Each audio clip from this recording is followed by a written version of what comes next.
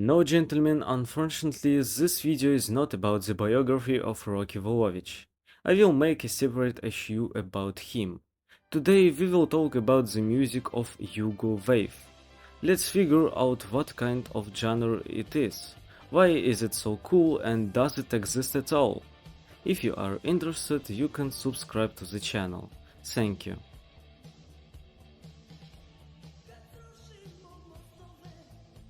So, YUGOWAVE. What is it and is there such a direction in music at all?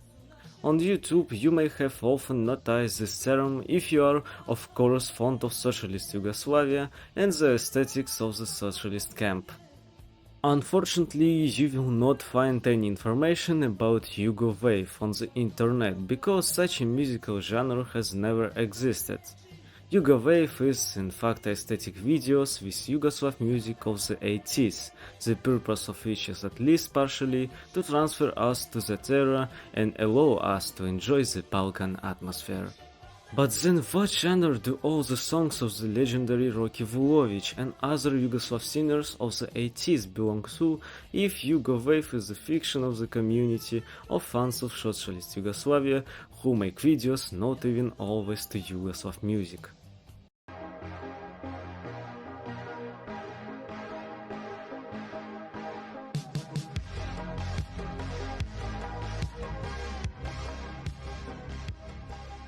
Here I hasten to please you a little, because after all there is genre characteristic only of Yugoslav music and it is called turbo folk. Based on an article I found on a Russian language website, turbo folk is a combination of electronic and folk music that originated in the early 1980s in Yugoslavia and is currently popular in the Balkans.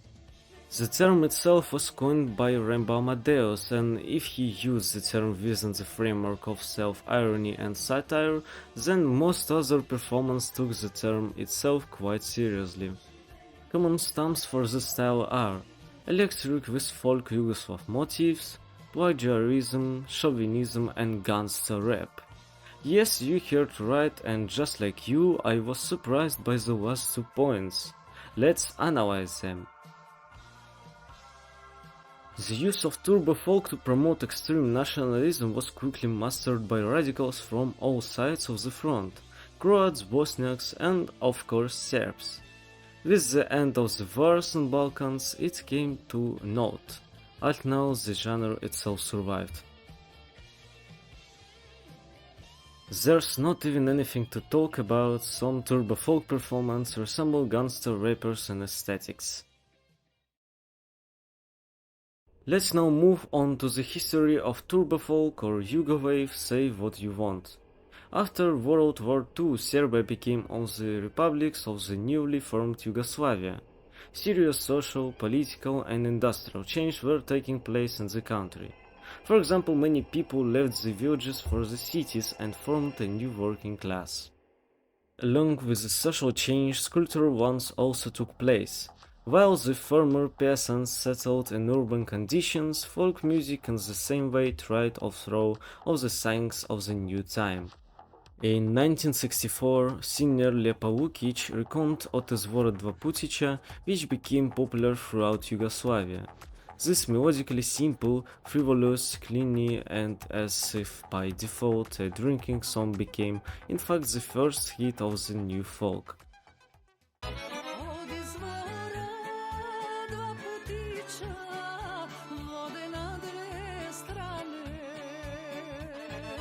The leader of Yugoslavia in those years was Josip Broz Tito. Unlike the USSR, he did not profess a policy of cultural isolationism, started the West and even tried to build something like market socialism. As a result, music began to build on the market principle. What is popular is successful. This only contributed to the rise of the new folk. However, the Communist Party of Yugoslavia did not like it. The country's leadership wanted to see popular music more solid and aesthetics, pro-Western. New folk directly contradicted these ideas. In 1971, a Congress of Cultural Action was held in Kragujevac, at which the issue of banning the genre was even raised, but in the end this did not happen. However, the new folk still developed in spite of rather than thanks to the state. It continued to rely on pro-Western music, rock and jazz. In 1980, Tito died, tensions between the republics began in Yugoslavia, and the new folk got rid of the shackles and began to absorb other genres. The result of such a takeover is the success of the Serbian singer Lepa Brena, who wove the then fashionable disco into traditional motifs.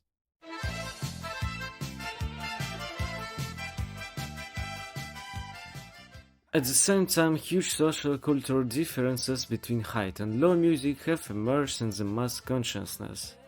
If the high was represented by Western genres, then the new folk just began to answer for the low.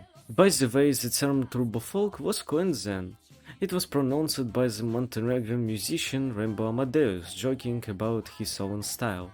It turned out that there was no more precise term for this music, and critics were happy to pick it up.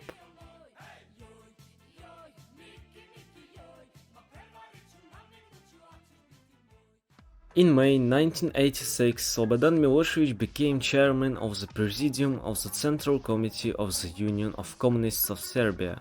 His policies have reinforced the already growing nationalist sentiment in Serbia. Their growth naturally accompanied the search for cultural roots and the peak of cosmopolitanism.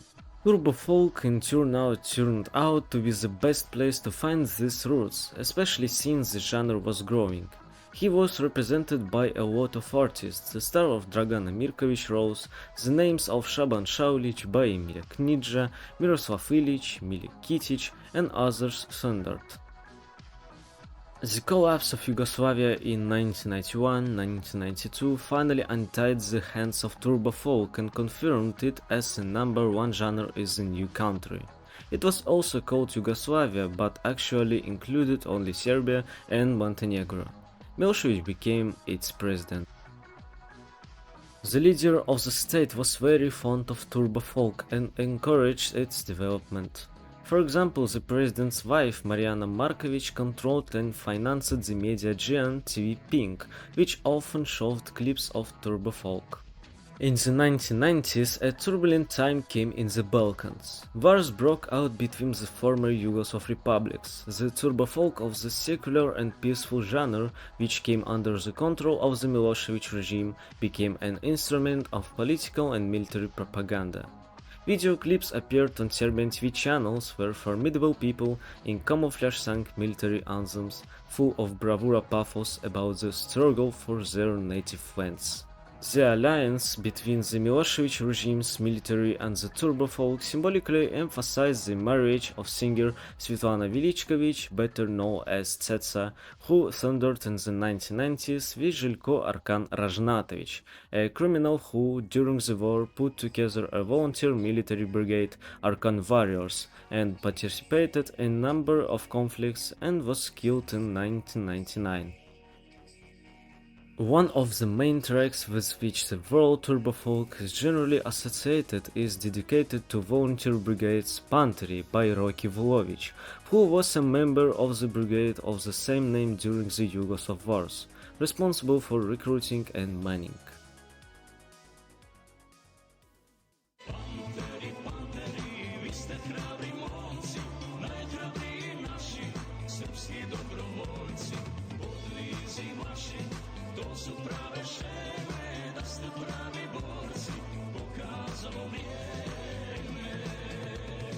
During Milosevic's reign, turbo folk began to be used as a screen behind which the harsh realities of Serbia mired in UN economic sanctions, armed conflicts with neighboring countries were hidden, which led to the economic collapse of the country. Thus, we see that Yougowave is a turbo folk that has changed its name to a more aesthetic and pleasant one. Personally, my attitude to such music is as positive as possible, since I live in a seaside town and in the summer it was always nice for me to go to some beach, turn on the track Julie by Daniel Popovich and imagine that I am resting somewhere in Croatia. Write your opinion in the comments about this music. Thank you all for watching.